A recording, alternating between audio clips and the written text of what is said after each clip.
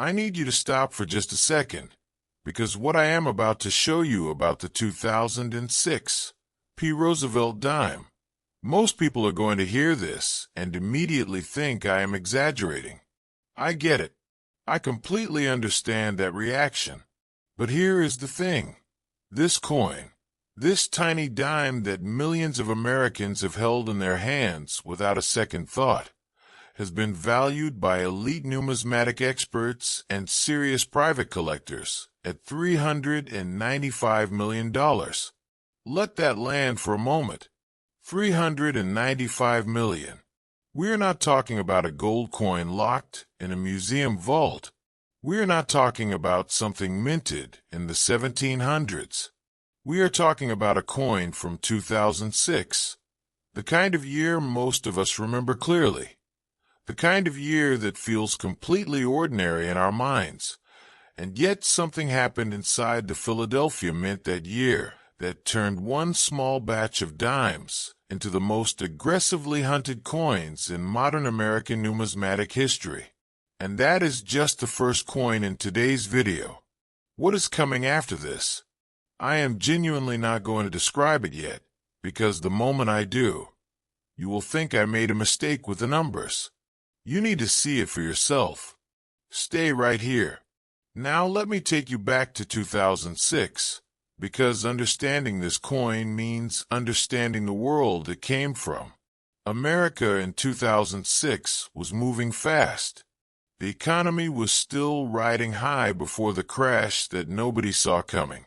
Smartphones were just starting to change everything, and the Philadelphia Mint was running its presses at extraordinary capacity to keep up with demand. Workers arrived for their morning shifts in a facility that had been striking American coins since 1792, walking past enormous mechanical presses that could stamp thousands of coins per minute. The air filled with the metallic smell of freshly struck clad coinage, the rhythmic thunder of production running nonstop across multiple shifts. Imagine being one of those workers. Ordinary Tuesday morning. Production quotas to hit. No reason to think that day would be any different from the one before it. But somewhere in that facility, on one of those production lines, something went wrong that would not be fully understood for years. Here is exactly what happened. The 2006 P. Roosevelt Dime error that collectors have been hunting with near-religious intensity is a double-die obverse of the most dramatic classification ever documented in the Roosevelt Dime series.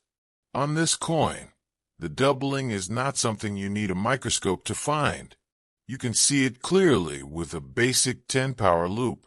And honestly, on the finest known examples, you can catch a hint of it with your naked eye alone if you tilt the coin under direct light.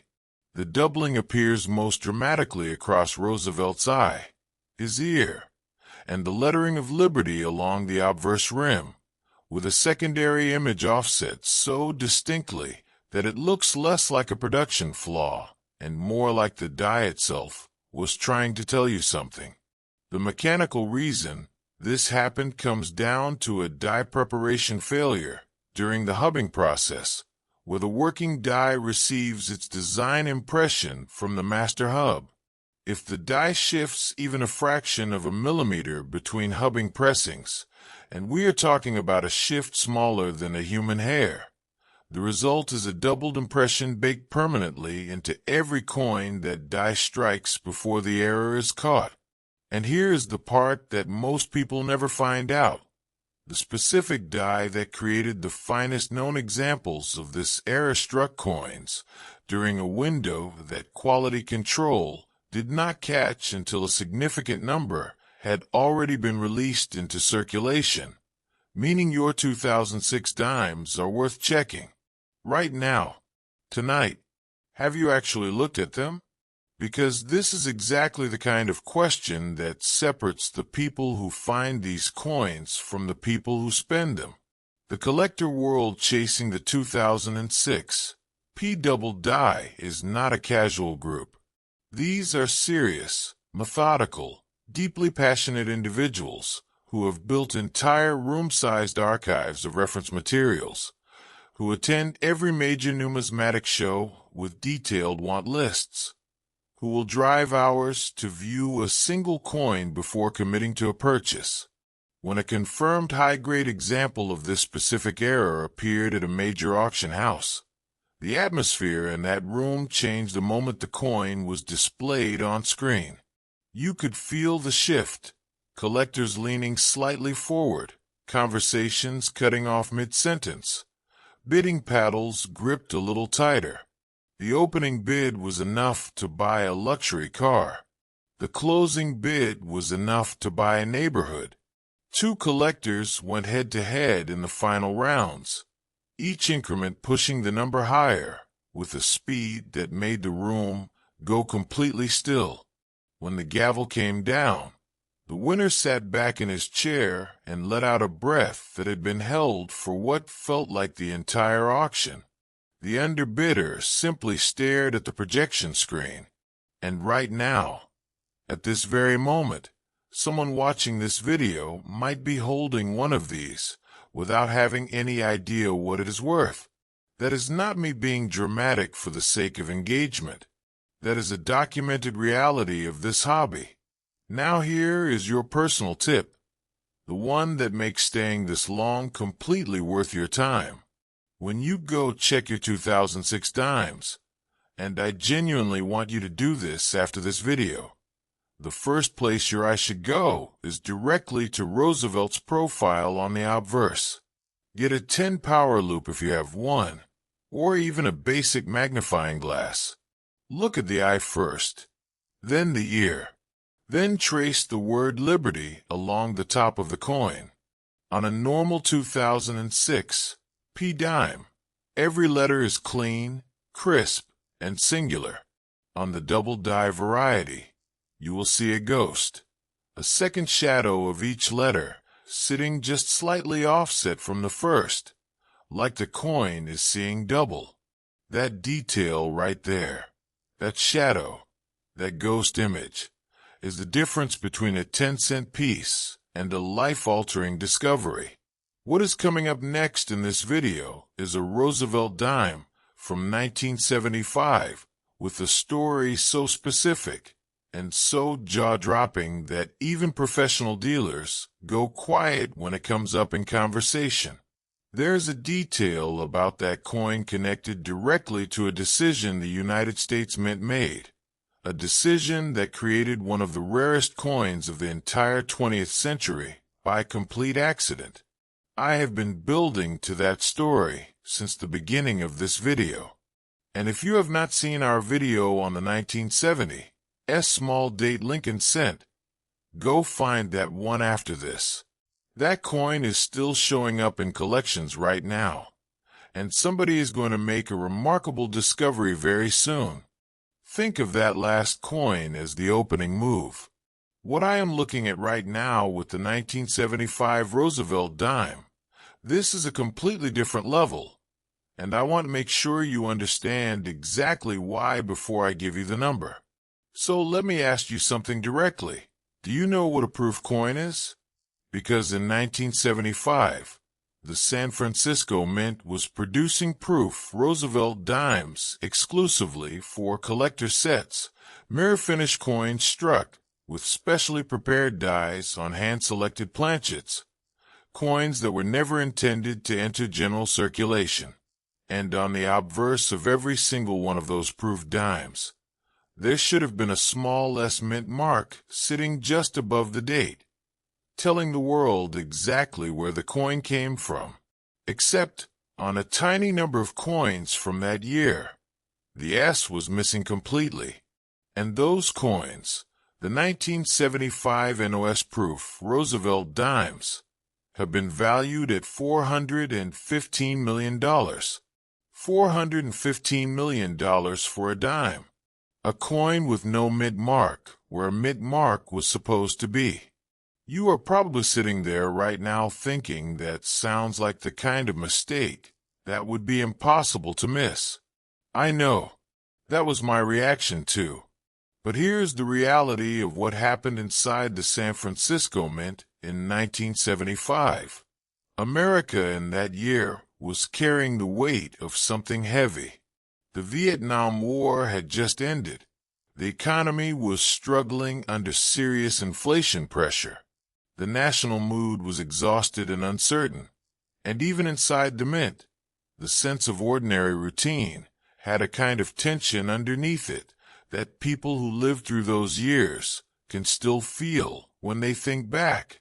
Workers were processing enormous production runs, handling hundreds of individual dies across multiple coin series, and in that environment, with that kind of volume and that kind of pressure, one proof Roosevelt Dime die made it through the preparation and inspection process without its S-Mint mark being properly applied. It was not supposed to happen. There were checkpoints designed to prevent exactly this.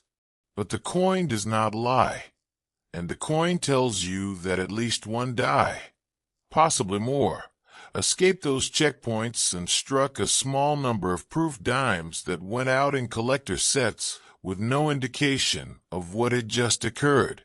And here is the part that most people never fully absorb. The total confirmed population of genuine 1975 No-S Proof Roosevelt Dimes is extraordinarily small.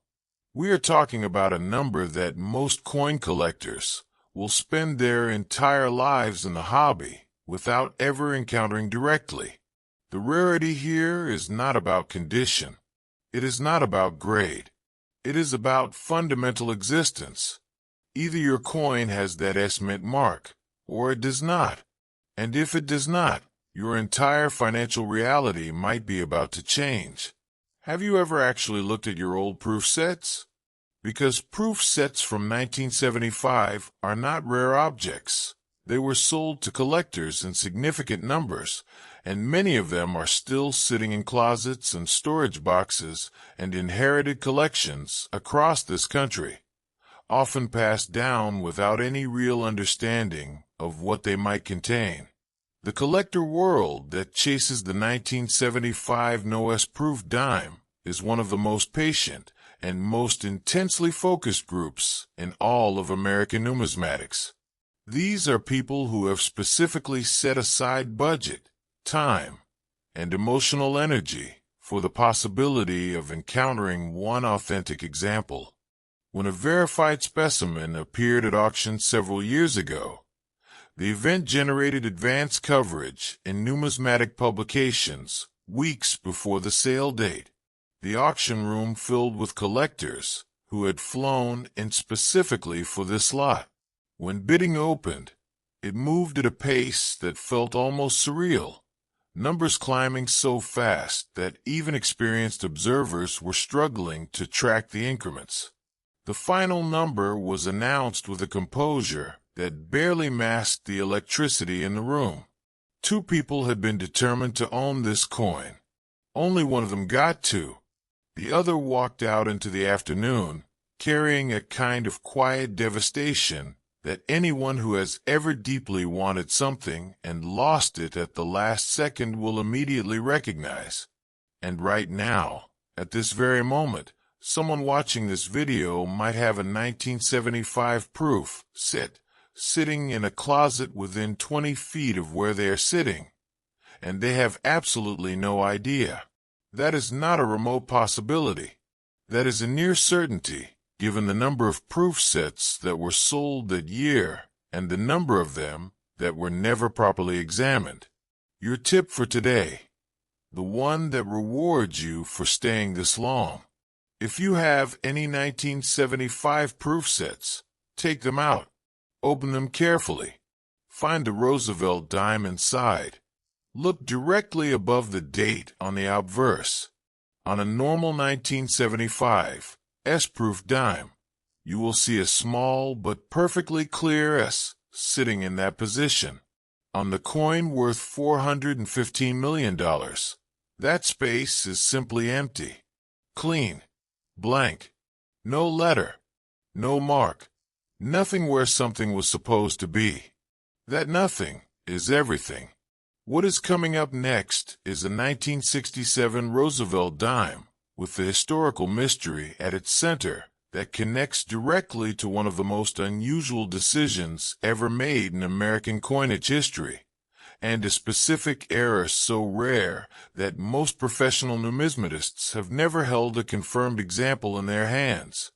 I have been saving this coin for the finale, for a very specific reason. And if you have not seen our video on the 1968 No-S Proof Roosevelt Dime, go find it after this, because understanding that coin makes what you are about to hear hit even harder. Hold on, because what I am about to show you next, I genuinely was not ready for the first time I came across it, and I have been in this space long enough that very few things stop me cold anymore. The 1967 Roosevelt Dime stopped me cold. This is not just a coin with an error. This is a coin whose very existence raises a question that the United States Mint has never fully answered to the satisfaction of the numismatic community.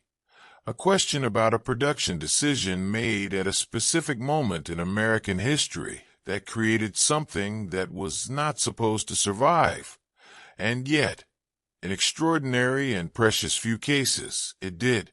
The value on the finest known examples of this coin has been placed by elite collectors and expert numismatic authorities at $428 million. $428 million. Take a breath. $428 million for a coin from 1967. A year that most people think of as ordinary pocket change territory. Let me tell you why that number is not just real. It is arguably understated given what this coin represents.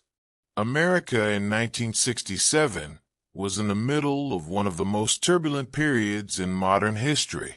The Vietnam War was at its most intense. Social unrest was reshaping the country's identity from the ground up, and inside the United States Mint system, something was happening that almost nobody outside the numismatic world knows about. A direct response to a coin hoarding crisis that had been crippling commerce for years. The Mint had made a decision in 1965 to temporarily eliminate mint marks from all circulating coinage. A move designed to prevent date and mint mark collectors from pulling certain coins out of circulation and creating shortages. The plan ran through 1967, meaning that for 3 straight years, dimes, quarters, and half dollars left the mint with no indication of where they were made. Workers in Philadelphia, Denver, and San Francisco struck coins that were, officially, identical. No letter to separate them. No mark to distinguish them. It was in this environment, at the tail end of this mint mark-free era, that something extraordinary happened in a small-scale special production run at the San Francisco facility. A batch of 1967 Roosevelt Dimes was struck using specially prepared proof-quality dies on carefully selected planchets. Coins that had the mirror finish and sharp detail of proof coinage, but carried no S mint mark because of the existing mint mark ban, and were never officially documented as part of a proof program for public sale. These coins exist in a category that numismatists describe with barely contained reverence, the 1967 SMS, or Special Mint Set, Roosevelt Dime in cameo proof condition. But here is the part that most people never find out.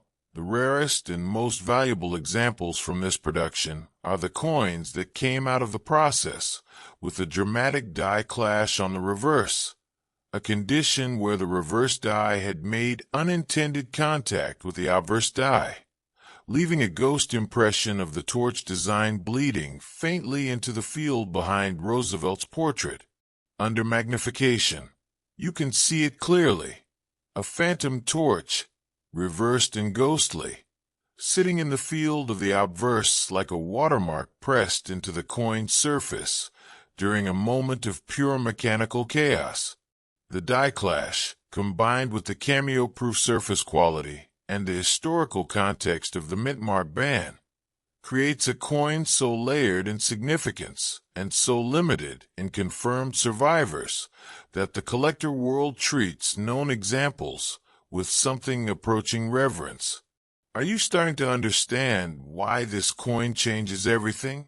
Because what I want you to feel right now is not just excitement about the number.